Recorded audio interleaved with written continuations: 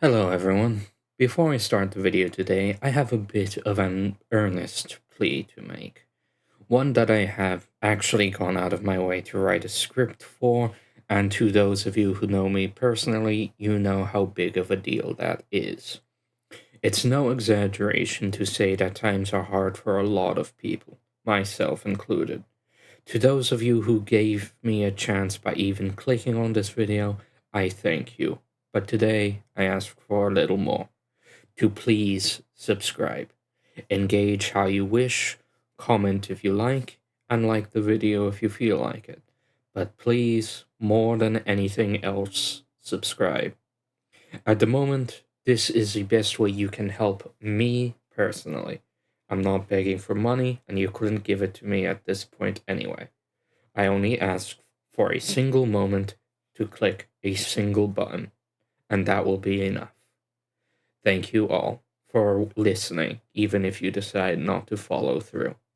With that said, enough of this silent nonsense. Let's move on to the intro proper. Thank you once again. Hello, everyone. To make up for that plea at the beginning, and I do apologize for that, but things really are being unkind to me, so I felt as if I had to make it, but we're just not going to acknowledge that. But to make up for it, we are going to try to condense this intro as much as we can, so here goes. Colony Ship, a post-Earth role-playing game. A very underrated game, in my opinion, and a classic in the making, or at least I believe so.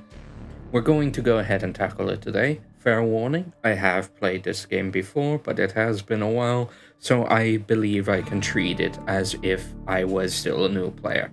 Heaven knows I haven't finished it or fully figured it out yet, so I imagine the effect will be the same. We are also going to continue the experiment that we started with the Psychopomp video, and I do encourage you to watch that if you haven't already, in cutting in to offer my thoughts in the middle of gameplay. Unlike last time, however, I will not be cutting in after I have recorded the entire gameplay section and doing it in editing. I will instead do it in the middle of the gameplay session. I hope that with the added time that I will be recording for and with more generous compression, that this should lead to a more natural lead-in, but we will see. There will be some variability, and rest assured, if I'm not happy with it, this will be a one-off. That said, enough dallying, let's get on with things, shall we? Alright, let's get on with things. Choose your preferred playstyle, and there are two options. Hero is... well, I'll just read it out for you. Hero is the easy mode, designed to maximize your chances to win fights and reduce frustration. You won't have to back down or worry about the odds. Instead, you'll just have a good time and kick some ass like a true hero should. If that's your preferred playstyle, then this mode is for you. Underdog is the default difficulty mode, integrated into the setting. The world is harsh, dying is easy, and you aren't a hero who can easily kill anyone who stands in your way. You might have to walk away from fights you can't win, make decisions a true hero wouldn't, and master the combat system just to even the odds. It's the best way to experience the game. I'm going to go ahead and create a new character. Do not take anything I do as quote-unquote gospel. I am a noob at the game as well. Stats. This thing, these tags, these boosts. One important thing that I will not be cutting out. If a skill is only one, don't count on being able to use it for anything. A skill needs to be at least 2 for you to use it. Luckily, there are teachers in the world that you can pay to get a skill above 1, but yeah, keep that in mind. Specialization is the name of the game, offloads whatever you can't do to your companions. That said, let's begin. It is the year of our Lord 2754. You will never feel the sun's warmth under a blue sky, never hear the wind in the branches of a tree, and never swim in the ocean, because you had the misfortune to be born on the ship. You have never seen Earth, and you'll never see Proxima Centauri either. Your past and future both sacrificed by some dim and nameless ancestor to the greater good of the mission. Starfarer, they called her, a pretty name for a retrofitted interplanetary freighter. She had already been 20 years in service when she was rechristened, and showing every minute of it. No one is certain the ship will actually reach its destination, and nobody much cares since no one alive now will live to see it. Fatalism is the prevailing philosophy of the shipborne. Make the best life you can, and consign all your what-ifs and might-have-beens to the void. Answer a few questions to define your character's beliefs and opinions while learning more about the ship. The ship was launched by a neo-Christian conglomerate dedicated to establishing a religious colony on a distant world. The original 50,000 passengers, the so-called First Generation, were true believers in the mission. They sacrificed whatever lives they had on Earth and demanded strict obedience to the laws of God and the ship from their children. Unfortunately, the generations that followed lacked their forebears' fervent will to sacrifice. Dissatisfaction led to open revolt against the authorities, called the Mutiny, and the mutiny metastasized into a civil war. While the mutineers dealt a decisive blow to the old order, they did not eradicate it completely. When the fires died and the smoke finally dissipated, 3 factions emerged from the wreckage of the old order: the Protectors of the Mission, the Brotherhood of Liberty, and the Church of the Elect, each of them promising their own version of the future. You've always thought that, who cares? You've got enough problems right now without fighting over history with a bunch of fanatics. In fact, you will go on to say, the farther away they all stay from you, the better. The ship suffered extensive damage during the Civil War, but remains operational. The hull was breached in several places, and frantic efforts to avoid a meltdown crippled the main reactor. Radiation increased in places to lethal levels, and several areas remain dangerous to this day.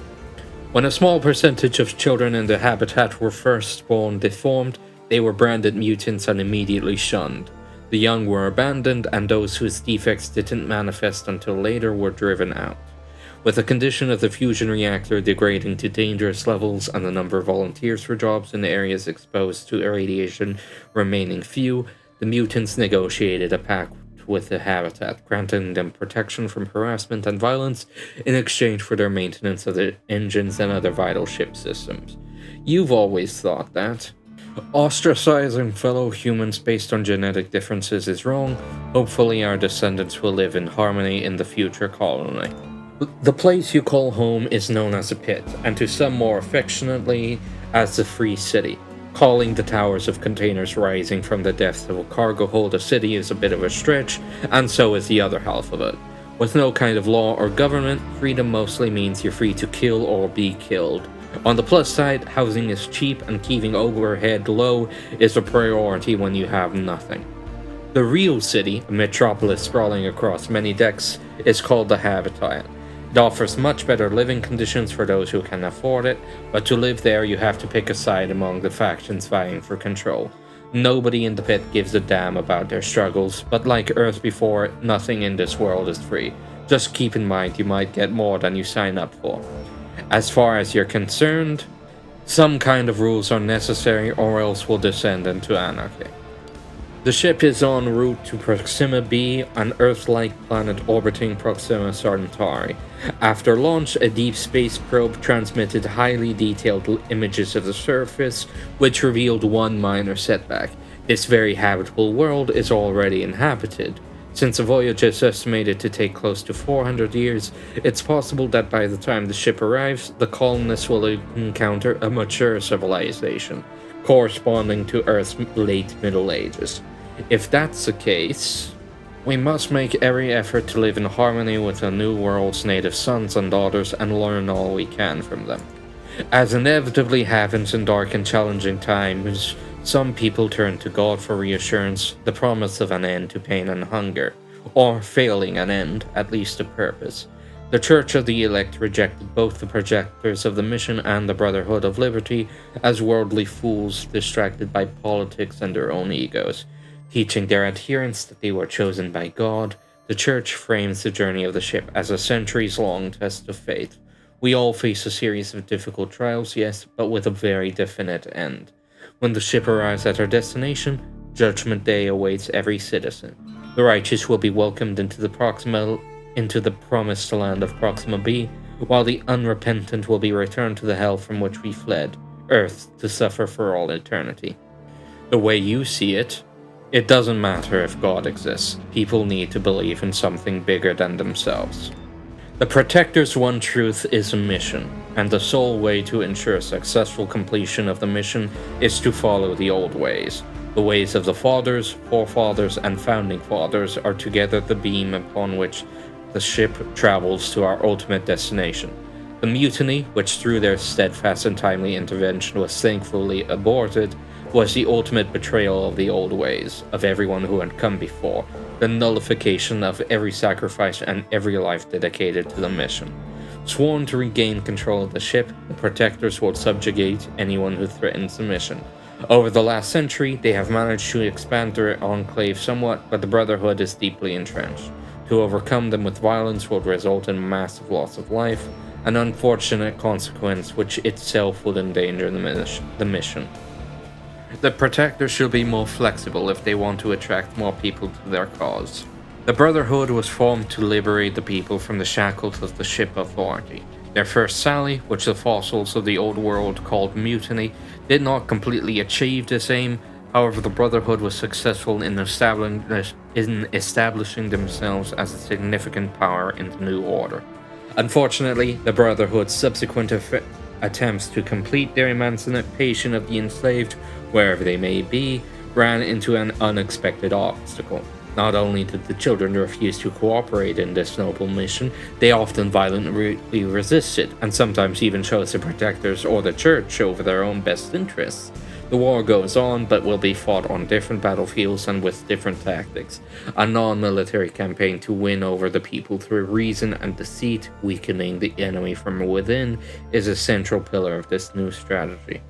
The Brotherhood did end the tyranny of the Ship Authority, giving us a choice in how to live our lives. They shouldn't try to take this choice away now. Your beliefs and opinion may change and evolve over the course of the game as you interact with factions, groups, and various individuals.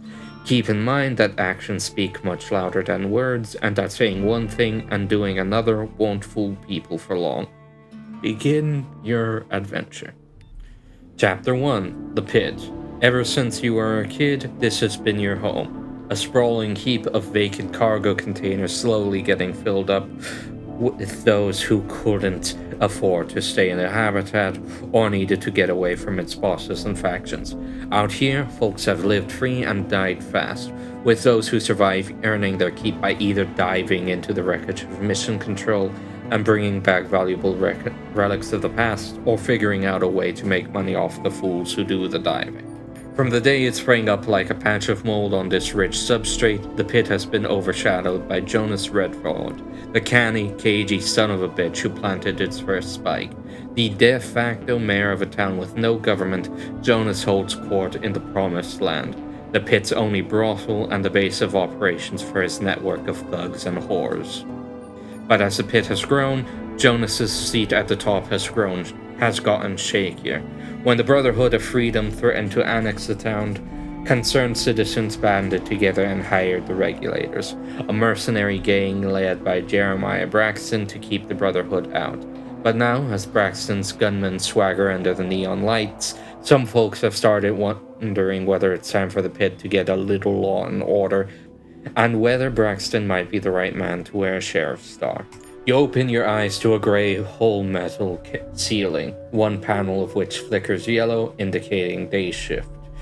You overslept, not that it matters. With a grunt, you roll off your stained mattress and open the window to let some fresh air in. Like everything else around here, fresh is relative. The ship does its best to recycle air and water, but cargo holds aren't high on her priority list. You breathe in metal and burning oil and look up. 4 of the bridge's 6 projectors are still operational, shining dully down on the container towers of Cargo Hold 3, better known as the Pit, the Free City. Calling the pit a city is a bit of a stretch, but so is calling this reddish-brown liquid water. You've read that water is supposed to be clear and cities are supposed to be big, but no shipborne has ever seen either. Maybe in another 100 years, water will look and taste like oil, and people will be talking about the good old days when it was the color of rust and tasted refreshingly bitter and tangy. That's the kind of optimism that keeps you going. The elevator crawls up a groove in the cargo hold's wall like a black steel bug that's worn a path traveling to the bridge and back. It's time to get up there and earn a few credits, but first, you need a drink. For the last few years, you've been doing odd jobs for Tanner, a local hustler with a nose for making money. He's never tried to screw you over, which is pretty close to being virtuous in this town. Still, there's a first time for everything. Whiskey Jack is added to the map. Meet Tanner in the nearby bar called Whiskey Jack. Don't forget your gun, you never know when it might come in handy. Let's go for a carbine rifle. A backup weapon perhaps, if you run out of bullets. Let's go for a claw hammer. A defensive gadget to keep you from harm, you should upgrade it the first chance you get. I have gone for the energy shield most times, but this time I'm gonna try a distortion field generator to make you harder to hit. Alright, quests. The Holy Grail, go to Whiskey Jack Bar. Tutorial. This is your inventory screen. Double click on an item to equip it, right click on a weapon to reload or unload. You can open your gadgets to upgrade them by clicking on the gear symbol. Some armor come with an armor handling cost. If you wear more armor than you can handle, negative armor handling, it will lower your initiative, evasion, and reaction. Let's grab the stuff from the screen. Water generator. Designed to extract water from Proxima's humid atmosphere, this generator can barely squeeze a few ounces of oily liquid a day out of what passes for air around here. A makeshift dinner table with an extra chair in case you want to entertain a guest or don't feel like drinking alone. Alright. Boots. An ancient pair of boots once issued by the ship authority to every citizen on board. The ship authority is long gone now, and so are free boots. Worker jacket. A heavy-duty jacket offering sufficient protection against work accidents, but very limited protection against bullets and sharp edges. Protective sleeves. These shock-absorbent sleeves help injuries heal faster and protect your arms from accidental injuries. It's not designed for combat, but it's better than nothing. Bowler helmet. A crude bowl-shaped helmet, vaguely resembling the ancient M1917 war hat. Protective vest. This protective vest is fashioned from synthetic leather that once covered the seats of abandoned train cars. The material has good tensile strength, making it slightly better at resisting bullets. Old Betsy. A revolving carbine cobbled together from a rifled .45 barrel, recycled cylinder, carbon fiber stock, spit, and elbow grease. Claw hammer. This ergonomically designed hammer comes with an impact absorber and vibration damper to make crushing skulls as pleasant as humanly possible and easy on the wrist. Regen RCR-3 Stimulant. An experimental rapid cellular regeneration compound that accelerates tissue regeneration for a short time, consuming all available body energy in the process.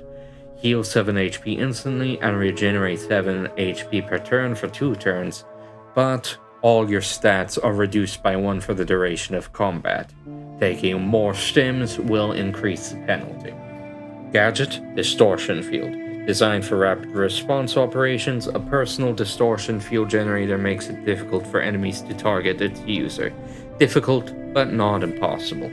Credits. Your personal ship-issued credit stick connected to the central computer. You can use it to transfer money between you and other people. Medkits. A medical kit containing various supplies, bandages, hemostatic agents, and even IV fluids for emergencies. Medkits heal 10 HP plus 2 HP per point of biotech skill of the medic.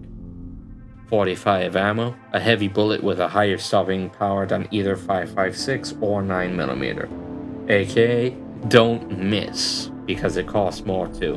Right click to move, left click to interact, nothing complicated. And my first skill check. You manage to open the lock and gained experience in lockpick. And inside, Hyperjack. This 4-barrel pipe pistol with 2 nails for sights is long on ingenuity and short on accuracy. Don't count on hitting anything more than a meter away. 9mm ammo. After the plasma cells were depleted during the mutiny, the good old 9mm has once again become the most common cartridge due to the ease of manufacture and low cost. Worker boots. Heavy-duty boots with rubberized steel toes and carbon fiber knee pads. Made for dirty work, these boots will soften hard blows and turn bullets as easily as pebbles. Flashbang standard. Upon detonation, this grenade emits a blinding flash designed to disorient the enemy. Effects can be countered by optic resistance. Talk to Xavier. Another day, eh, Lyle? Says Xavier, raising a cup of the black blend of chemicals that has passed for coffee aboard the ship for at least a generation. Looks like it. Any big plans? I got a job on a diving crew, says Xavier, taking another sip. They lost 2 men last week, so they hired me on the spot. Must be my lucky day. Which crew? Sullivan's, down in Mission Control. It's like a maze down there. Sealed doors, corridors, entire decks. They cut the power to kill the auto defenses, which didn't make things easier. Now there's a demand for divers who can open doors the old-fashioned way. Sounds useful. Can you show me the basics? Sure, if you pay me for my time. Let's say 200 credits. Trust me, you'll make your money back in no time. Fine, let's do it. Select the person to receive training. Lockpick training will cost you 200 credits. Yourself. I can show you the basics. The rest is up to you. See this lock over here? Xavier shares some insights into the ancient art of lockpicking. Needless to say, teachers only teach you the basics of any skill they teach. It'll get you from level 1 to level 2 guaranteed for any party member, and you need level 2 in order to usefully use a skill. So if you have a party member that starts with level 1, unless you plan on not using them for a skill entirely, you will need to find a teacher to get them from level 1 to 2. That being said, combat skills are an exception, since you will naturally use those during the course of combat. If there are combat teachers, I have not yet encountered any. Alright, let's see. 10 minutes. Alright. Talk to neighbor. I'm done with this fucking town, says Charlie, his eyes empty and lifeless. 2 years I've been here, and what do I have to show for it? Nothing. What are you gonna do? Go back to the habitat? Guess so, nods Charlie. It doesn't seem so bad now, the habitat. Don't know what I was thinking. Take care, Charlie. Biorecycler.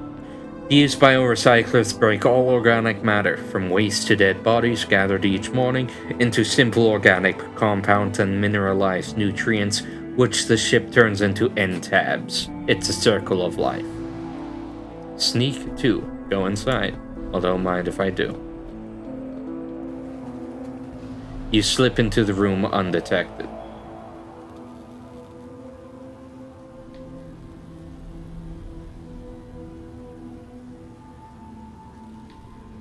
You are making too much noise. You don't have enough action points. You pick the lock. Grab him. Target is out of reach. You pick the lock.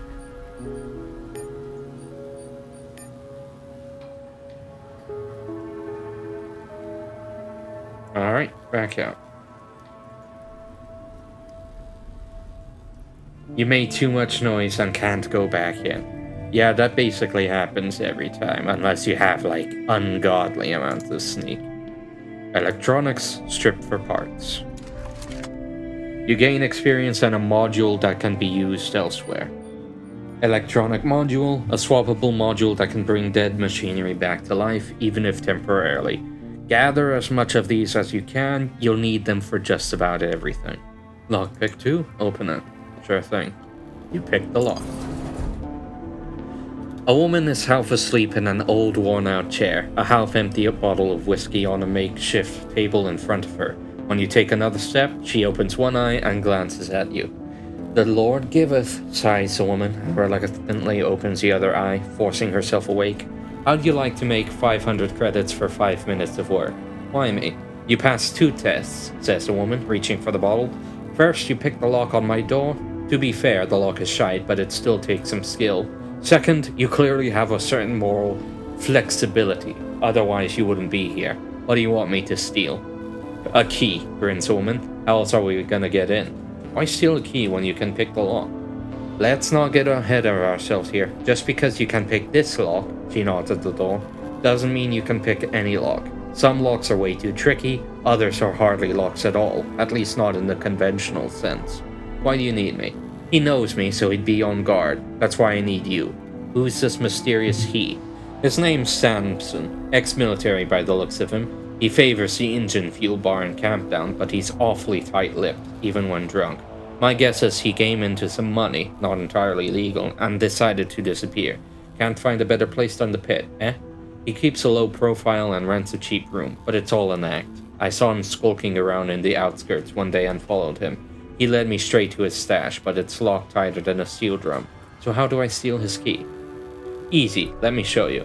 You gain some insights into the questionable art of picking pockets and petty theft. Wait right here. Leave. And this is how you learn how to steal. And unlike the rest, perhaps appropriately, it's free. Unless you started with 1 lockpick, in which case it's 200 credits to learn it from this guy here. Alright, let's see. Yes, I am dawdling around to avoid the main quest. Why do you ask? Let's see, you get an encounter if you try to go into this area, if these guys look glowing like a Christmas tree didn't make it clear. I should have enough to convince them to buzz off. But just in case, as you know is the nature of any games like this, quick save. Examine the door. A couple of local junkies are loitering near the entrance to the alley, probably waiting for their next victim. Approach. Whoa, says one of the junkies. Look at you strolling like you own the place. He shakes his head. It's our territory. You gots to pay me first, and then you can be on your way. All business-like, see? Streetwise too. Do I look like an easy mark to you, you dumb fuck? I was just playing. It's all good, man, says the junkie, taking a step back as a precaution. Wait for them to leave. Truncheon. Fashioned from 4 steel bars, this medieval classic has made a spectacular comeback since neither steel bars nor the skills required to weld them together are in short supply. Heater. A portable heater to shield the future colonists from cold. Turns out it works just as well in a cold cargo hold. As you approach, the woman turns on her makeshift grill, a metal plate resting on 2 crates above a simple burner. What can I get you? She asks. One look at the unappetizing mass of recycled protein sitting on the grill is all it takes you to dissuade you from the special. She points at a vat with some kind of tear-inducing steam seeping out from the edges. Today only, $3.50 for a fried New Yorker. A New Yorker? She opens the vat and fishes out a chunk of gelatinous flesh. Look at this beauty. I boiled it in vinegar to remove the slime and the toxins. You want it well done or medium? Maybe later. Alright, let's see, where are we headed to next? J. Moore Appraisals. Jericho Moore at your service, the appraiser says with a quick nod. How may I help you? Depends on what you do. With a practiced motion, the appraiser conjures 2 electronic modules. The casings are old and covered with rust and erosion. The markings that could identify them faded away a long time ago. One of them is a C210, worth 700 credits in the pit, 1200 in the habitat. The other one is an L5, common as dirt and just as cheap. You'd be lucky to get 5 credits for it. If you're confident in your ability to tell them apart, you don't need my help. Otherwise... I don't have anything worth appraising yet. Leave. I feel like this guy is supposed to be more important, but he basically doesn't do anything in the entire game. Medbay A1. Let's grab this. Distract Sarah and grab some meds. Steel skill increased to 4, and with that skill, distract Sarah and grab an aggro stem. AGR 72. And if I had any implants, I could install them here. The woman stares blankly, as if lost in thought, while her metal-capped fingers move across a keyboard that isn't there. You can see she's jacked in, with a long, translucent cable running from her half-shaved head to one of the machines. Finally registering your presence, she unplugs the cable from her head and her eyes come into focus. Are you the new doctor? I've been trained in the healing protocols, if that's what you're asking, the woman says impatiently, waiting for you to get to the point. What's that data jack for? My neural uplink, it's how I run diagnostics. Only the simplest systems have external interfaces. What does this machine do? It repairs all tissue and organ damage and pumps you full of drugs to kill pain and inflammation. It takes you a couple hours and sets you back 100 credits. Do you have any implants for sale? On occasions, when the scavs bring me something I can salvage. What do you mean? Where do you think the implants come from? We certainly can't make them anymore. She gives a look of disgust. But whether it is directed at your ignorance, civilization's decline, or the nature of scavenging is anyone's guess. When the scavs show up to trade, they're always telling me they found some dusty old corpse from the ship's launch, as if I can't see the blood on them. Half the time they've managed to break the damn thing when cutting it out. Where could I find one of these dusty old corpses? In the mission control rooms, if you're desperate enough. Just save some credits for regen when you get back. If you get back. After a moment, she adds, McNeil and his crew hit a jackpot on a zero-G deck just last month. An anti-riot officer with squad commander implant and a full suit of subdermal armor. For once, they showed some sense and dragged the entire cadaver to me. If they tried to hack the body up on their own, the tech would have been scrambled for sure. Anything else I need to know about the implants? The implants tax the immune system. At a certain point, rejection is unavoidable, leading to mass organ failure and death. Few people can take more than 5, and once the implant is seeded, it can't be removed without killing you. She raises her one eyebrow. So I recommend against impulse shopping. Why can't an implant be removed the same way it was put in? For one thing, we don't hold on to your old organs, so there's nothing to put back in. For another, I want you to think about what would happen if I tried pulling out an exospine fused to 18 vertebrae with microfiber optic cables woven into your fibers, into your spinal nerve. Can you show me how to extract implants safely? If you make yourself useful, you can watch me work. Maybe you can learn a thing or two. She walks up to a corpse lying on one of the beds and checks the tag. Motor cortex chip. The dumb bastard overclocked it, fried the chip, and half his brain. She points to a patch of blackened skin and burnt hair. Still, there might be something worth keeping. She glances at you. I don't have all day, so get to work, will you? She passes you the saw. Half an hour later. Well, I'll be damned. The suppressor's still good. With a quick, hard yank, she pulls an intact piece of electronics from amid the cooked brain and ruined circuitry. She drops it in a jar of disinfectant and slaps you on the back with an unwashed hand. Oddly enough, this practical lesson on field surgery and neural implants has been more educational than you expected. Anything else I can help you with? Well, I do have an errand that needs running. A fella by the name of Jimmy Brewster sent word that he has something for me. He owes me 500 cred, so it better be some quality biotech. If it is, bring it here and I'll make it worth your while. If it isn't, I'll deal with Jimmy myself when he shows up here. Where can I find him?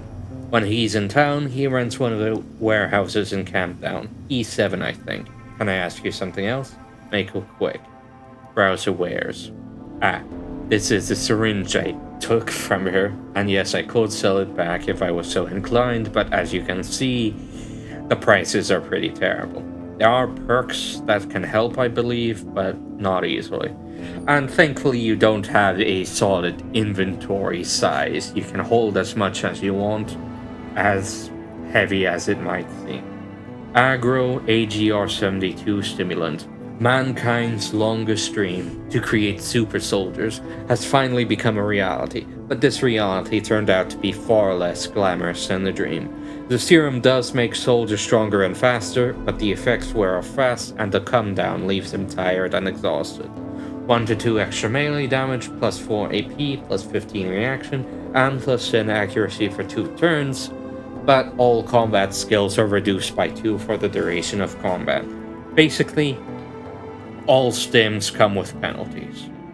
Let's see here. Let's head into here, the Church of the Elect. And yes, visiting locations like these is how you add them to your map, and then you can use them for fast travel. This is your fast travel screen. Different locations are on the left, notable places on the right. Double click to travel. Some quests or events will disable fast travel or temporarily prevent you from going back. Do keep that in mind. And they come with little descriptions. Perhaps if we have time, I'll read them, but later. For now, let's talk to Solomon. Have you come here to find your purpose? The preacher asks by way of welcome.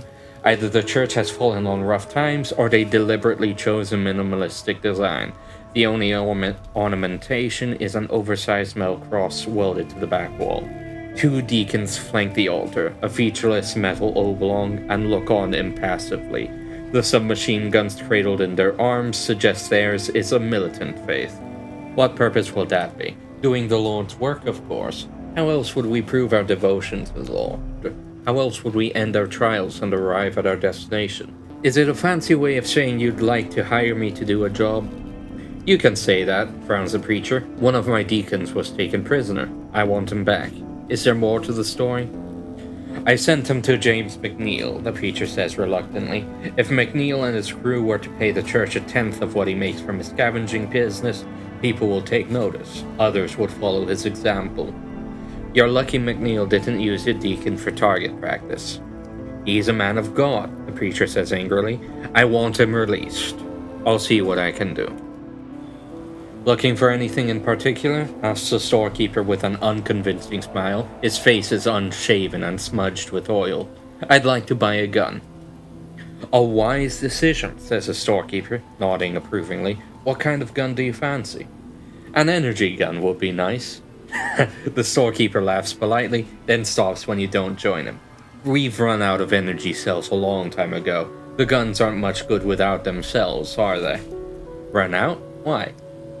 Well, says the man scratching his stubble, the mutiny drained the ammunition depots pretty fast, and that was what, 100 years ago? They stocked the ships with weapons to scare off the primitives and secure our colony, not to fight a civil war. I'm sure there are a few leftover cells here and there, but they're worth a lot of money, and only a fool would use them to charge a gun. Luckily, there are less fancy but still effective alternatives. I take it you can't make more cells. Do I look like a plasma physicist to you? As far as I know, nobody is making energy cells anymore. What about recharging energy cells? Of course, 30 years I've been a gunsmith, and I've never once thought of that. He shakes his head at this foolish oversight. Let me just tell the protectors to land the ship, break her down for parts, and fire up the factories.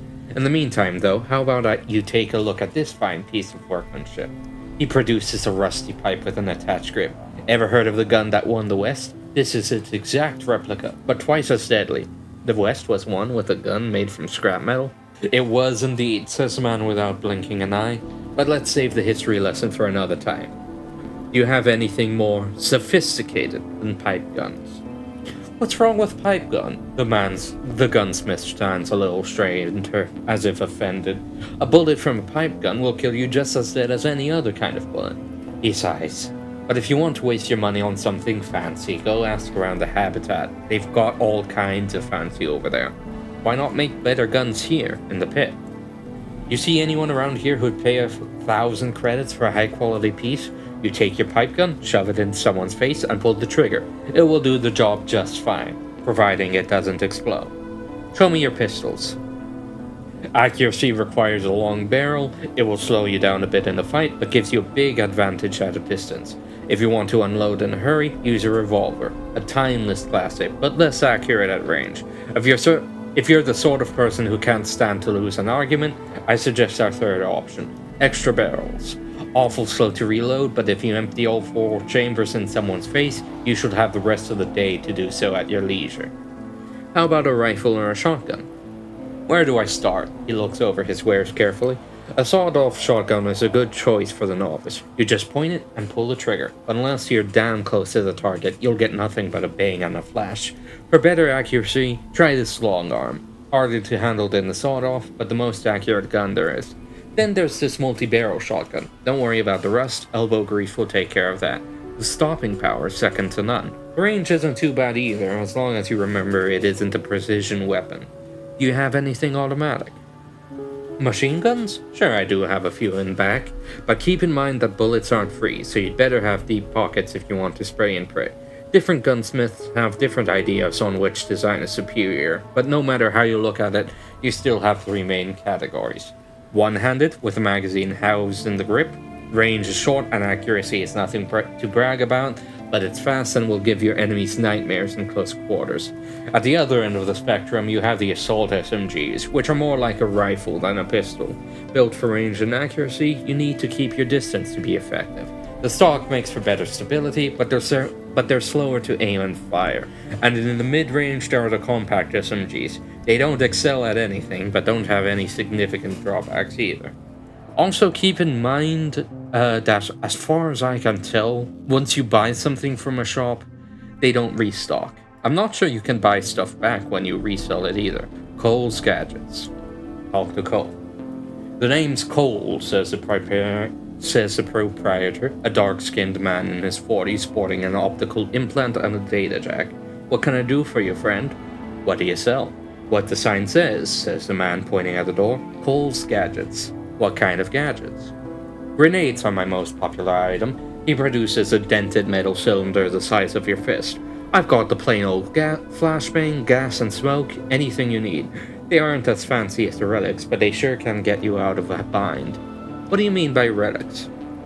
Old Earth toys, time warp gizmos, brainwave disruptors, pulsed alternators, all that science magic. Unfortunately, it's all in limited quantities. Even if you find someone who knows how the stuff works, there aren't any facilities on the ship to produce it. What else have you got? Combat tech and implants. Taps the data jack on the side of his head. The good stuff, extracted with care and rehabilitated for my more moneyed customers. Extracted?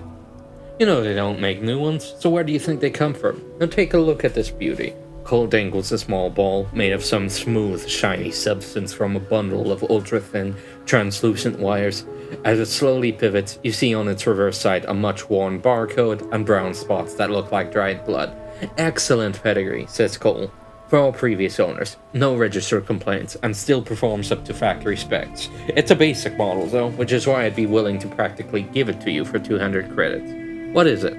Cole shows you the recessed lens on the underside, the pupil of the device, ringed by an impossibly blue iris. This is a third-generation Alternatics model. This particular unit's not too sophisticated, but it's upgradable like all the best tech, and it has autofocus, which comes in handy in a firefight. You mentioned time warps.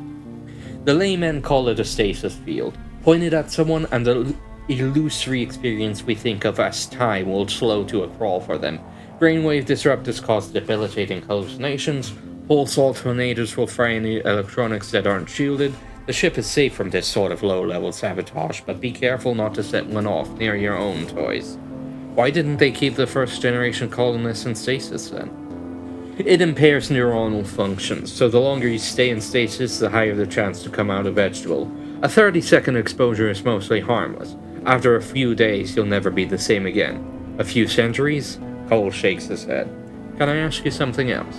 What can I do for you, friend? Can't swipe anything from him because he's smart enough to keep it all behind a cage.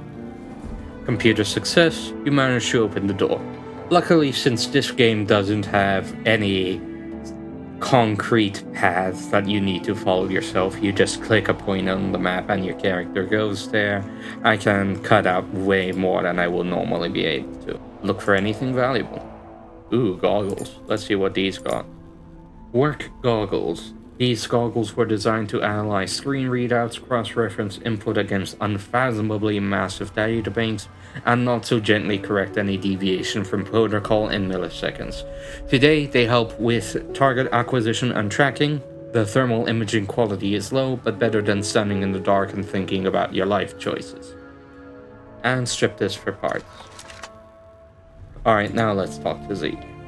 A thick man with an unkempt beard is attempting to beat an electronic display into submission, reminding you of a bad-tempered spirit from old Earth folklore called Bear. Right now he's stabbing the cracked screen with one blunt finger, and cursing as it repeatedly flashes red. I tried adding new transformers to the grid, he says as you approach. It ought to work, but I think this fucking thing just doesn't like me. Let me take a look. You bypass the on-screen protocols and attempt to force the software to accept more transformers, but no dice. The generator was intended for deployment on Proxima B, and all the operational variables are configured for the future colony. Since the OS isn't receiving input from colony-related hardware such as mobile ore extractors, probes sniffing out metal deposits, biomass converters, and a host of other things too vital to ignore, it limits all non-essential use in the meantime. Electronics 2. The grid is at max allowed capacity. You need a hard override to reset system configuration. An override module, eh? Factory's bound to have something like that, if you can slip by the raiders, that is. We don't have enough power? The generator produces plenty of power, but the OS has a bunch of exotic safeguards.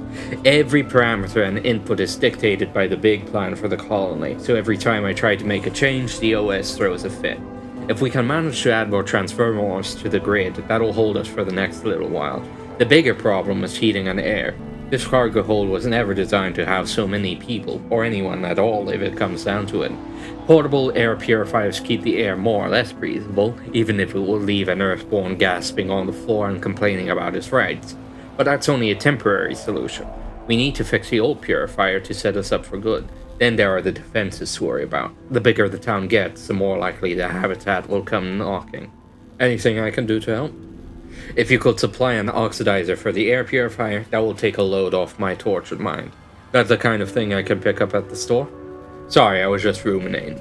The towers over to hydroponics must have one, or at least they did at some point. Best check there first. Anything I can help you with? Asked one of the regulator, his insignia marking him as a surgeon. I want to know more about the regulators. We're keeping you safe, son. That's all you need to know, the surgeon says with a reassuring smile. For now, but what if Braxton takes another contract tomorrow? Don't worry, we aren't going anywhere. The pit's our home now. What do you mean? It's tough out there, sighs the surgeon. 5 years ago, there was plenty of work for a dozen mercenary companies. Now there's none, so if you don't have a safe harbor to weather out the storm, you're done. That's why we risked it all going against the Brotherhood. It was either that or crawl back to the church. So the pit is your safe harbor now? That's the plan, winks the surgeon. What happened to other mercenary companies? The ones that weren't gunned down? Jackson's riflemen took the shuttle bay and turned it into a fortress. They can hold it for the next 100 years. Thy brother's keepers are running the toll road. The bastards are probably swimming in money. What was it like working for the church?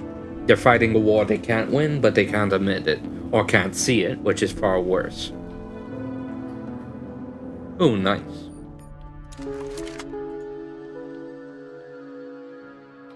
If I was inclined to go somewhere, I could go there from here. You fix the control panel, let us know.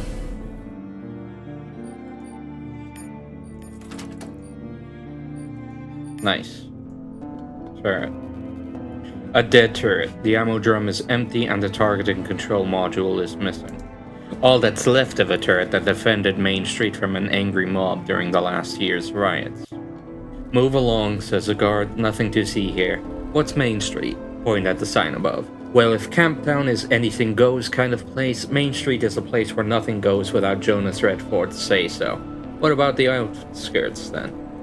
The town's growing at the outskirts is a physical manifestation of the growing pain, the guard says philosophically. I'd stay clear if I were you.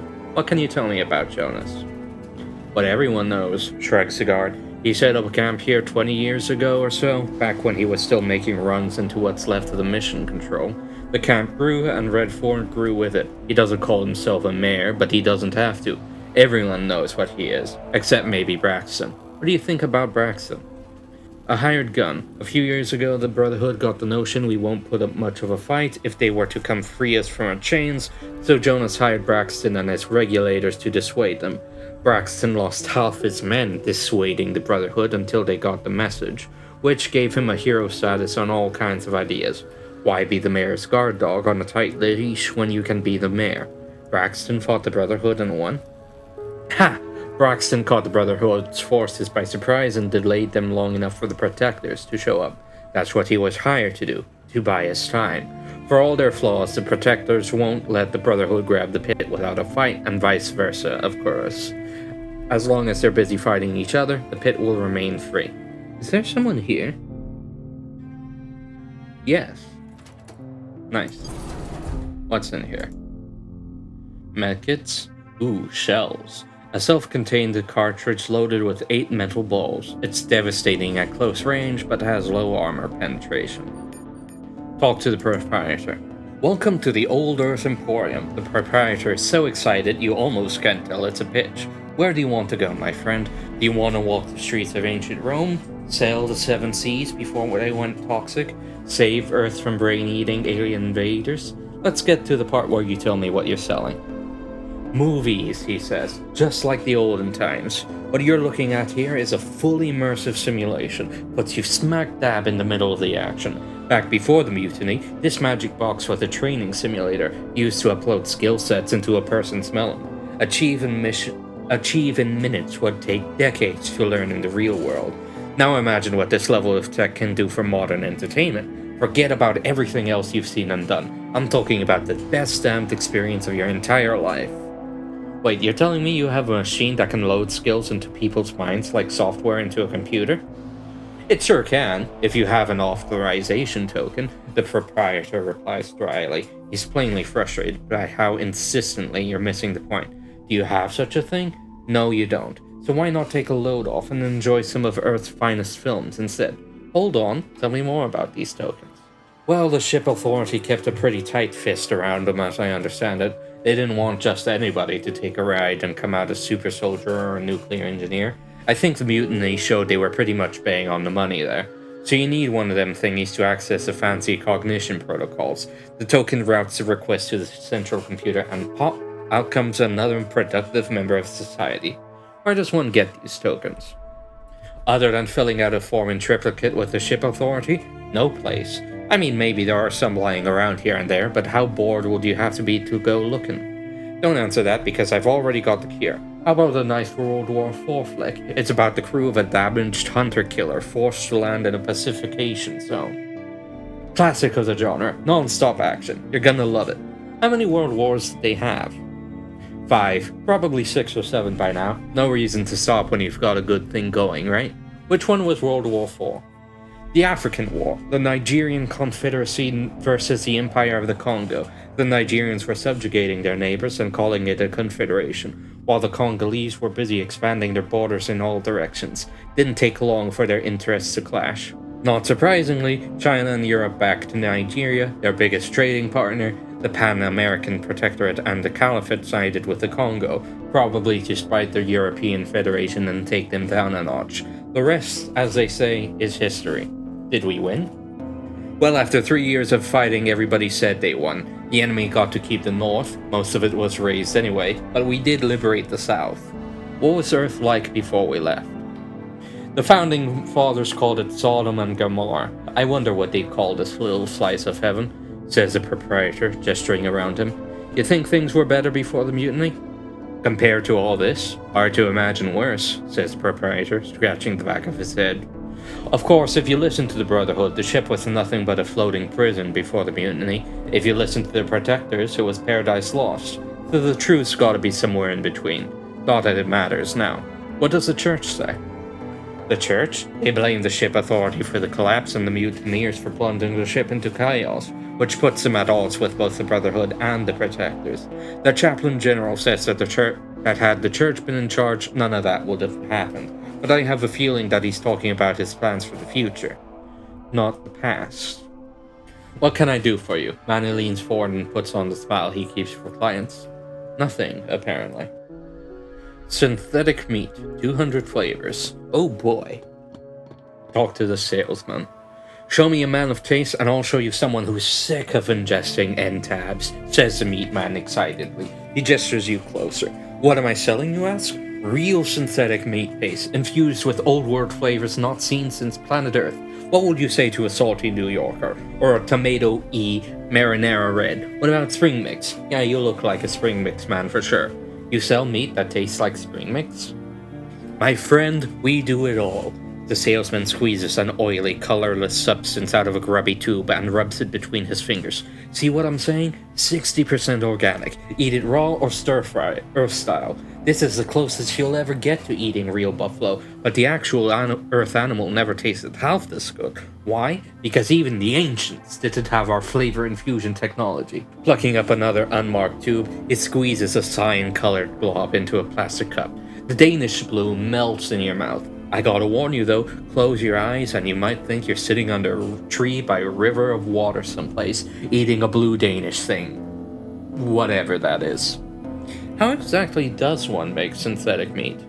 Our starter cells come from fungal protein, a side benefit of the fungus infestation in hydroponics.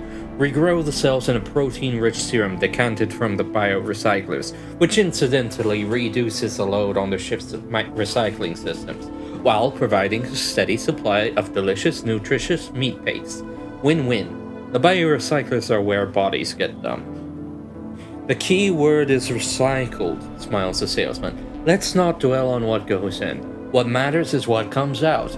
Mostly purified organic compost chock full of nutrients and minerals. I mean, where do you think end tabs come from? A good point. Let's talk to the Jobs guy. Jobs must own a gun. Promising. You know how to handle firearms? The proprietor asks, apparently not a man for pleasantries. Haven't lost any fingers yet. Excellent, he replies without any enthusiasm. You're hired. Hired for what? Why do you think someone hires a gun hand? Either because he expects trouble or is planning to stir some up. Pay is 100 credits on completion, nothing up front. Are we in business or aren't we? We are. Alright, the proprietor says approvingly. The client is a fella by the name of Trevor Chauncey, known around these parts as Chance. He's got a meet set up with the Granger boys to sell some kind of doohickey, and he's worried things might get dicey. If they do, you get to stand between him and a hail of bullets. Why is he worried? Probably trying to get Swift and sell them some junk gussied up like valuable tech. If I'm right and they see through his bullshit, he'll have a problem on his hands. And since he's a client, his problems are your problems. We good? Sure. You can find Chance in the nearby bar, which doubles up as his office. Tell him Earl sent you. Grab some ammo. There are little typos here and there. You make the shells disappear. Oh hey, what's this? Distract the storekeeper and grab a grenade. You deftly swipe the gas grenade. Standard. Talk to the storekeeper now. Welcome to the hit and kill, says the storekeeper, giving you a quick appraising look. We carry high-end merchandise for the discerning customer. Like you, he adds with less certainty. Do you have anything special? Special goods? I sell them as fast as they come in. Kept these goggles for myself, though. Too bad. And if you had the Master Trader perk, you might be able to buy them off him. Looking for anything in particular? Hit and kill, finest shotgun cartridges, which I stole 20 of, thank you very much. The monitors are crowded with columns of stats and odds for upcoming trials, as well as post-trial evaluations, shooting efficiency and performance rankings for the prosecution and defense, and a list of payouts. Place your bets and win your fortune. No bets until the next case goes to trial, the bookie says. His eyes are riveted to a 3-inch high holographic dancer spinning around a narrow vertical beam of light, which logic would suggest represents a pole. When will that be? The miniature dancer shrugs emphatically and tilts her head to one side, regarding you like a curious bird. Whenever they find another sucker to replace Bosworth, the man replies, maybe you should give it a shot yourself instead of asking me a million questions. What happened to this Bosworth fella? The dancer jerks back dramatically and pantomimes being shot several times, before tumbling over backwards and slowly falling still on the counter. The man nods at his little friend. Pretty much, his shield evaporated, dead battery, right in the middle of a heated conversation. It's funny, as long as it doesn't happen to you. Are you fighting today? The storekeeper gestures at the arena. Last chance to even the odds, my friend. He points at his merchandise. And as I said, these implant machines are everywhere. Here's how they look. Very nice picture they got here. I really like the design of this. Welcome to Quick Fix 3000. Please be advised that you hereby waive any and all rights and claims arising out of or relating to your augmentation and do release and discharge Zero Downtime and all its affiliates, agents, attorneys, predecessors, successors, and assigns for physical or psychological injury that you may suffer as a direct or indirect result of your participation in the aforementioned activity. Thank you for choosing a Zero Downtime product, where your well-being comes first. Accept the waiver. Before I say this, I should point out that every kind of slot only has one kind of implant. You're not going to find different kinds of spinal implants or armor implants or ocular implants. You're only ever going to find bionic eyes for ocular, squad leaders for subliminal, motor cortexes for motor, and the like. Though you can find different upgrades. And you can put an implant in your followers as well. Talk to the Chief Justice. You're standing in the shadow of a massive arena. Dozens of shipping containers from the walls at the lowest level and provide seating for hundreds of spectators. A gantry crane towers overhead, rigged with several powerful projectors to illuminate the space below. You wonder for a moment if real daylight is as bright. You want to file a grievance or apply for a job. The speaker is wearing a gold-striped trench coat that marks him for a man of importance. What is this place? This, my friend, is a cornerstone of justice in our little town. Welcome to the courthouse. I didn't think we had any laws around here. Of course we do, son. We abide by the Constitution, and much more strictly than those fools in the Habitat. Every accused man in the pit is guaranteed to have his day in court and confront his accuser, just like the Constitution says. If said accuser is unable to make an appearance, a judicial officer appointed by the court will take his place. You mentioned a job.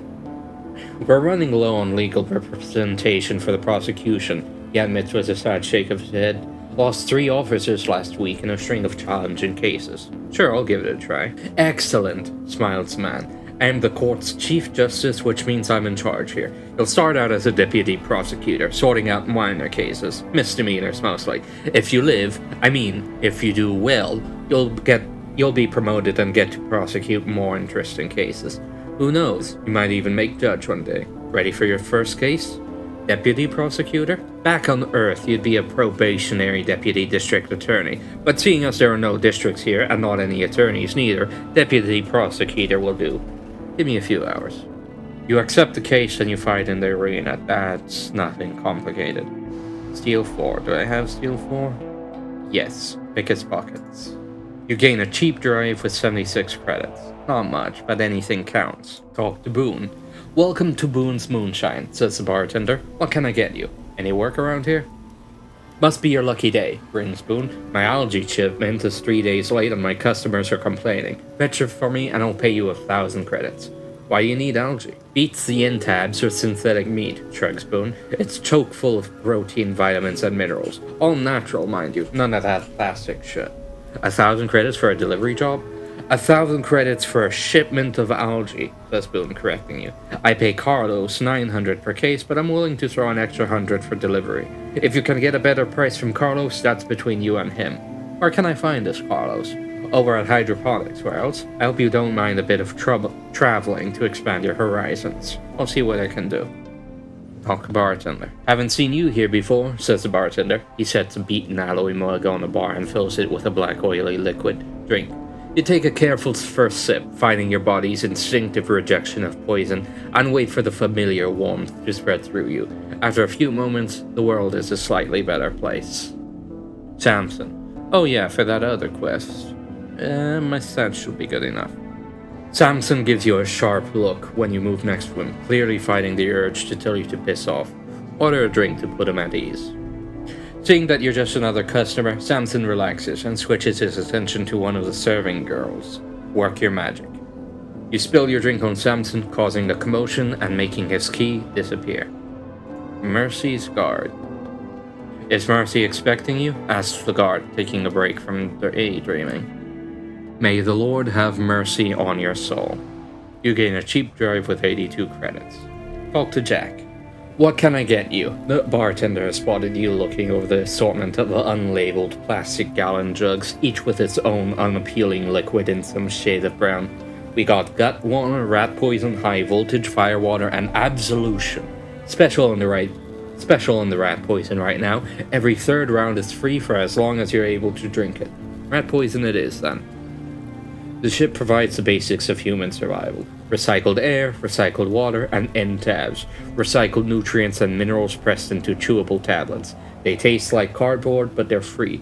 Those who desire the finer things in life, like synthetic meat with a side of algae, have to pay. Because their forefathers disapproved of drink, the ship was never configured to provide alcohol, but the law of supply and demand supersedes the dictates of religion, and everyone's favorite vice is widely available. Each bar has its own secret recipe. The wise drinker prefers to leave it a secret.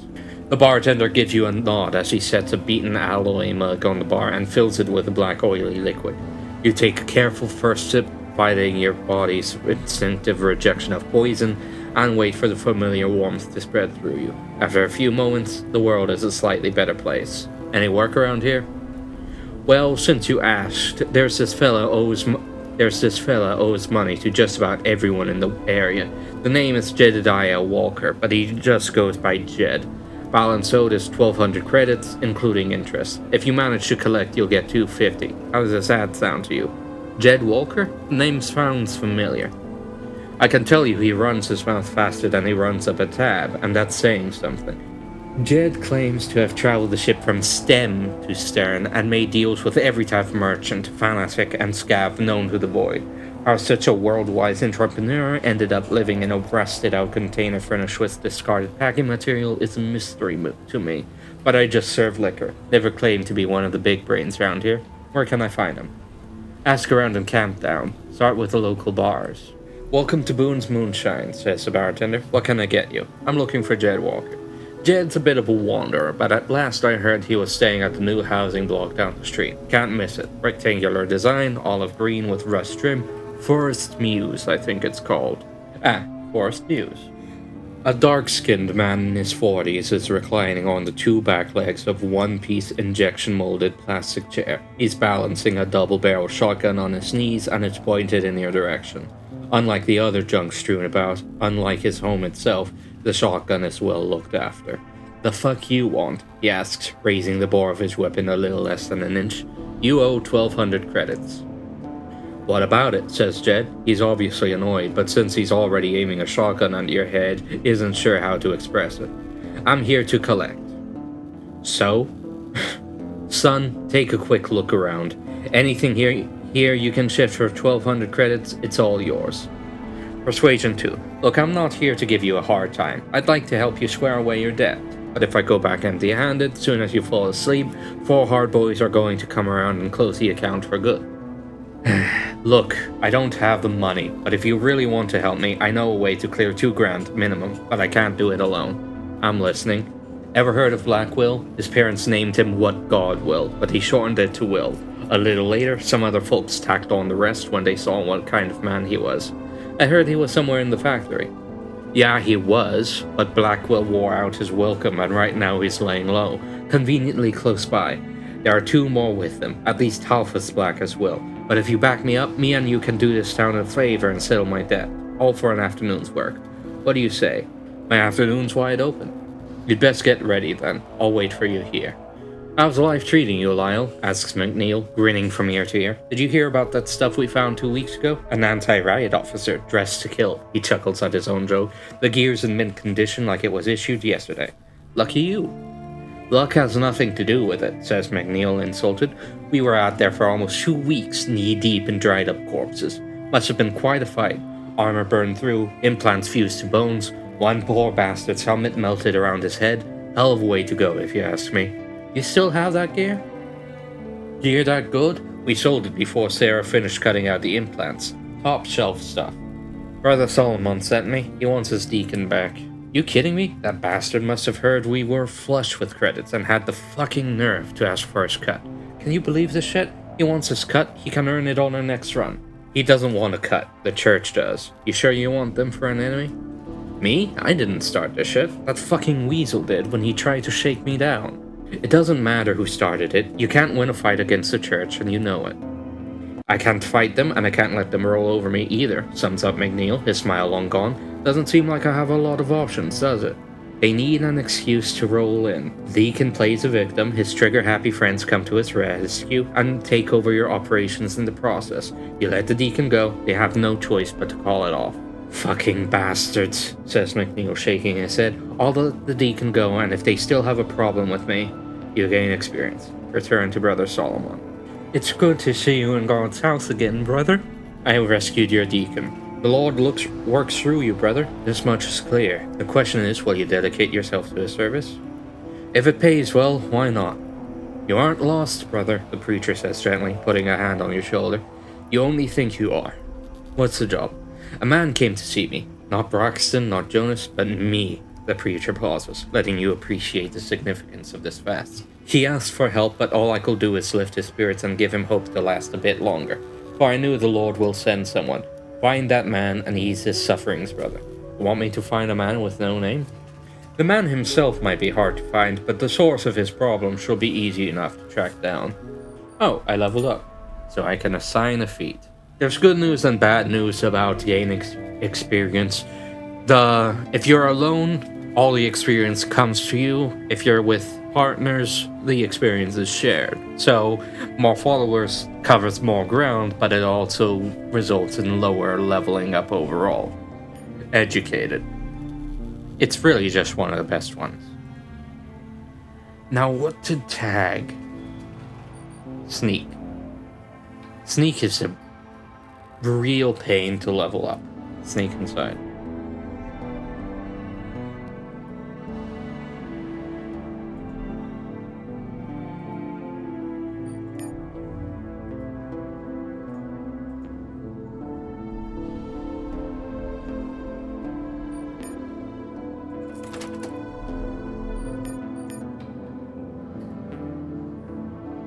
Anything else? Nope, that's all. There we go. You do have to be careful, because later on there will be cameras, and those are a pain. I've got a job for you, Lyle, says Tanner, gesturing for a drink. Interested? What kind of job? An easy one. Tanner pulls a plastic rectangle from a compartment inside his sleeve and slides it toward you. The card is old and worn. The color has long faded, but the raised print on the front is still as clear as the day it was stamped. A2. That's Armory, Level 2, the holy grail of every scavenger on the ship. During the mutiny, the rebels looted every depot on the first level, but the automated defenses on the second stopped them dead, literally. Those same turrets have dissuaded every scavenger since. Is it real? Is it real? Repeats Tanner, miming a look of disbelief. Son, if you don't have the stones for it, just say so. Don't insult me. Every scav worth his salt has been searching for this card for decades, but you're the one who found it? I have my ways. Tanner's smile reveals stained, uneven teeth. You see, I wasn't looking for a long-lost access card, since I'm not a fool. I was looking for Technical Officer Ulysses Colton. Tanner pauses so you can show your admiration for his savvy. Let me guess, he had the card and you alone figured it out? Not quite, says Tanner. I alone figured out how to find a man who changed his identity and died in obscurity nearly 100 years ago. I have a feeling you're dying to tell me. Tanner pulls a battered energy pistol from his belt bag and passes it to you. This is his sidearm. He changed his name, but he couldn't change the serial number on his gun. Once I found the serial number, the rest was easy. His granddaughter sold the pistol 20 years ago. Are you sure the card still works? Only one way to find out. Tanner grins in an unnerving way. Go see for yourself. When you come back, we'll have a proper conversation. Alright, so here's a big question. Why me? Tanner is silent for a moment, as if deciding how honest he should be. I can't do it alone, and I don't trust anyone else. Keep the pistol, consider it an investment into your enterprise. It's not going to be an easy trip, so take your time to get ready, you hear me? I'd feel safer if I had someone to watch my back. Take Evans. I saw him at the Abe's store earlier today. The dumb bastard almost shot me. Sounds like the right man for the job. Smart Key. A key fob sporting a 4-inch metal rod. Regulator badge. This shiny badge says you have a lot of trigger-happy friends. Keycard A2, an old key card. Damaged energy pistol. a standard issue energy pistol carried by the security officers before the mutiny. Today, it's a very expensive memento of a long gone past, unless you have spare energy cells to burn. How can I help you? Asks the storekeeper, putting down a ballistic vest riddled with holes. I need some armor. Look no further then, smiles the storekeeper. I have the finest merchandise in the pit. Do you have anything special? I do have a very nice ballistic vest, custom made for one of my customers, but I haven't seen him around for a while. Custom ballistic vest, +1 energy damage resistance and no penalties compared to the regular vests. He might be dead for all you know, and if he isn't, tell him your goods sell fast and won't wait for nobody. Fine, says the trader after a pause. 100 credits and it's yours. Thank you. I hope it serves you well, says the trader, giving you your vest. This custom-made bulletproof vest offers increased ballistic protection and wearer comfort. Grab some ammo. You make the ammo disappear. Grab some ammo here too. You make the ammo disappear. And it increased my skill to 5. Very nice. 12 9mm, 1245. Very nice. Oh, hey, there's something here too. Distract Abe and grab a maintenance hub. Success. Anything else? Anything else? Maintenance HUD. Designed for maintenance workers. This heads-up display unit can acquire and magnify targets and also provides low-grade thermal vision when needed. Let's talk to Abe first. Welcome to Abe's, says Abe, his face distorted by a permanent smile. Everything is on sale on this very special sale day. You say that every day. Can't help it, shrugs Abe. Every day is a very special sale day. Does the sign even work? You're the only one who's complaining. Maybe I should charge you extra. Alright, let's talk to Evans and get this little quest started. Being a gunfighter is a quick and easy way to make a living in the pit. All it takes is a gun and some guts. It's also a quick and easy way to wind up dead, but the kind of men drawn to the gun always think they're going to live forever. Evans learned the realities of his new trade the hard way. The first time, Evans got lucky and killed his man as he fumbled his draw. Riding high, Evans called out an old hand who put 3 bullets in his chest and left him for dead. Lucky for Evans, a stranger patched him up and he survived. But today he looks like a man whose luck has just about run out. Lyle, nods Evans. What brings you to these parts? He asks, his rifle still pointed your way. I have a job for you. A job? Evans pretends to think about it for a moment. Truth to be told, I've got a job for you too. All you've got to do is stick around and watch my back while I deal with these thugs. You do that for me, I'll do whatever you need. No questions asked. Deal? What thugs? Jonas sent some gun thugs to harass Abe. He nods as a storekeep. Abe here went to the regulators, but Braxton says he can't spare any men. You and I both know the bastard doesn't want to get involved, so Abe hired me to watch the store, but the son of a bitch didn't say a word about Jonas until I agreed. I'm no coward, but I don't want to go against Jonas alone. He runs this town, for Christ's sake. Why did Abe go to the regulators? Beats me. We all agreed to hire the regulators when the Brotherhood started dying the pit and getting ideas. Only reason they're still around, now that the Brotherhood's backed off, is to make sure they don't come back. At any rate, their job is to show that we have some muscle, even if it's a hired muscle, not sort out local trouble. What does Jonas want from Abe? Money. What else? His thug said everyone who does business in the pit has to pay taxes or pack up and go. I told Abe he should pay, but he doesn't want to listen to reason. If he wants to die, that's his business, but now I'm gonna go down with him. Wait and see what transpires.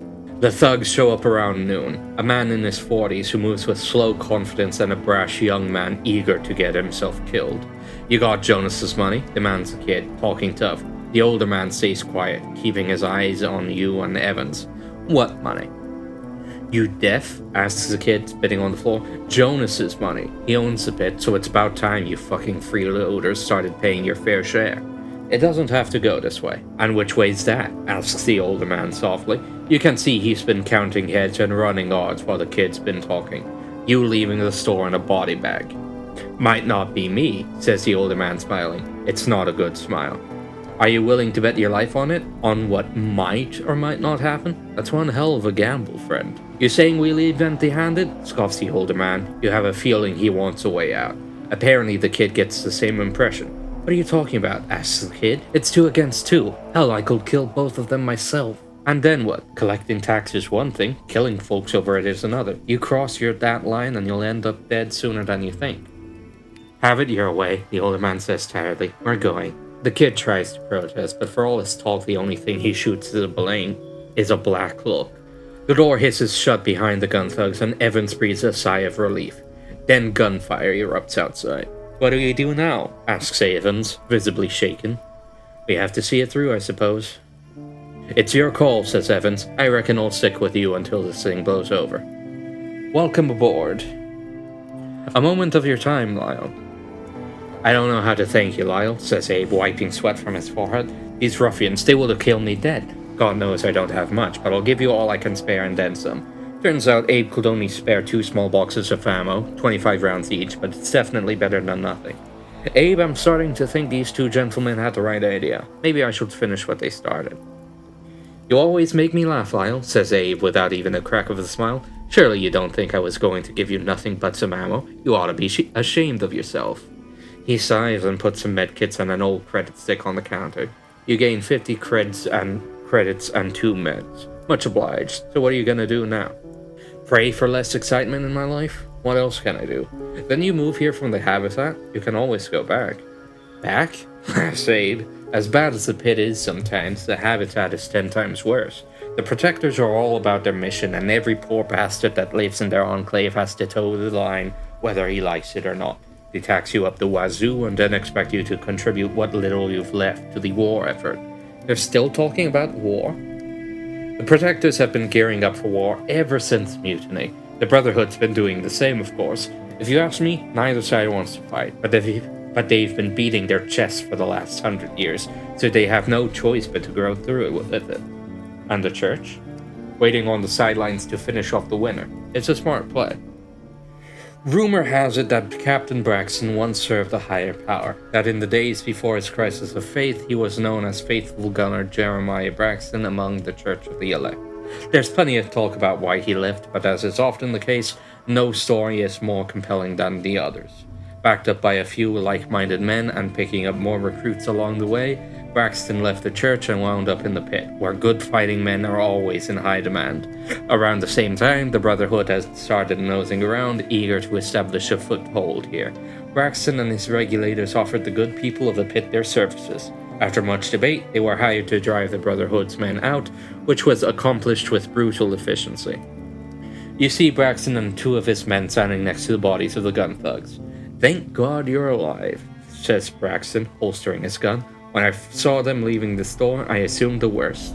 "What happened here? What does it look like? They opened fire, we returned it." "Intelligence 7. They weren't eager to draw on me, yet you expect me to believe they started shooting at you and your boys not a minute later?" "I paid them to start a fight at Abe's store, not to run away the first chance they got," Braxton says nonchalantly. "None of that changes the fact that the pit can use a makeover. The problem is, Jonas doesn't really run the town. He keeps Main Street nice and clean, but doesn't give a damn about the growing camp town around it. Or maybe he just doesn't know what to do about it. Either way, he'll lose control soon enough, and then what? Chaos? Games fighting for control? Quests added. At the crossroads. So you're the hero we deserve?"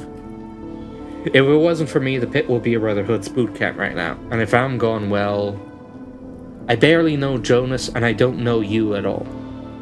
"It's not about me, and it's not about Jonas," Braxton says quickly. "It's about this town. I think it's sinking into anarchy, and what we've just witnessed here is but a taste of what's coming, unless we put a stop to it right now. Tempting, very tempting. Unfortunately, saving towns costs money, and I'm broke." "$250, says Braxton, "as a show of good faith. Do right by me, and I will certainly do right by you. Consider me in your employ, Captain. Then talk to Jonas, put him on notice in front of everyone. Let them all hear what you have to say." "Why? Won't he know that we're coming?" "We aren't going to stab him in the back," Braxton says firmly. "A man deserves the right to defend himself. Wait for them to leave." "What are you gonna do?" asks Evans. "I haven't decided yet. What's your take on it?" "What's that saying? Better the devil you know than the devil you don't? So there's that. But sometimes I wonder whether that devil's gonna let it all go to hell. Jonas did build this town, but that's as far as he's going to take it. He did a good job keeping everyone on their best behavior at first, back when the pit was more of a camp, but the bigger the town got, the more lawless it became. And Braxton? Braxton, his men do a good job patrolling the decks around the town, but I'm not sure I'd want to see them patrolling the pit and telling folks what to do.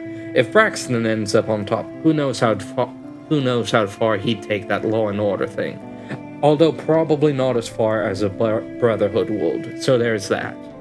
Alright, we are a little past the halfway mark, so we're gonna go ahead and quick save here. We're gonna go ahead and do a cut-in section, and then we will resume from this point here. Alright, we're going to go ahead and keep this short, mostly because we haven't even properly left the starting area, and we'll be lucky to do so before this video ends. But let's go ahead and trim the points that I've noticed into an easily digestible format. This game is key on world building. That is its strongest trait. Every line of text tells you what came before, and that the ideology behind the original mutiny that reduced everyone to this state, while it could perhaps be justified, undeniably left everyone worse off. No matter who ends up the winner, if there can ever be a winner between the three main factions, nobody is going to reclaim former glory. If everyone that lived and nobody died and everyone agreed to get along, they simply could not rebuild what came before. So much has been scrapped, so much has been destroyed, and so much more has been recycled during the journey that the game takes place from, which I believe is somewhere between the 100-year to 200-year mark, but I could be wrong in that. I'm not certain. That getting back to where you started is as impossible as trying to turn the ship around and going back to Earth. It just isn't gonna happen. That said, this is all meaningless to the common man. To the common man, he is only concerned with three things: eating well, living well, and, if possible, thriving as much as his tools and talents will allow. He does not concern himself with what the people at the top of his hierarchy are trying to accomplish. He has neither the knowledge or the reach to meaningfully affect it. He can only care about what personally affects him. If they get in the way of him being able to live, then he will do his best to affect change, as, once again, his tools and talents will allow. And this is the story about that man, and any companions he decides to bring with him. Let's get on with things again, shall we? Now, originally, I was going to continue the video from here, showing off the rest of the gameplay, and more crucially, the actual fighting that the game has in store.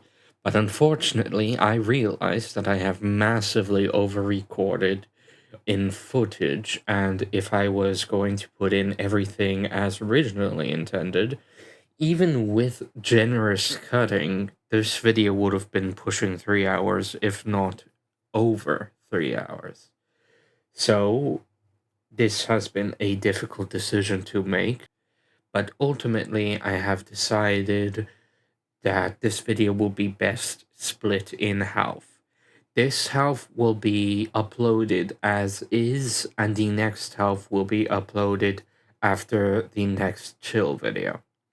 Perhaps in time I will do a compilation video where I stick the pieces back together, as it were, to show the video as it was originally going to be. But for now, considering the touchy subjects that I touched on in the first half of the video, I believe it will be for the best if we left things here for now. Thank you all once again, and I will be seeing you later. Take care, everyone.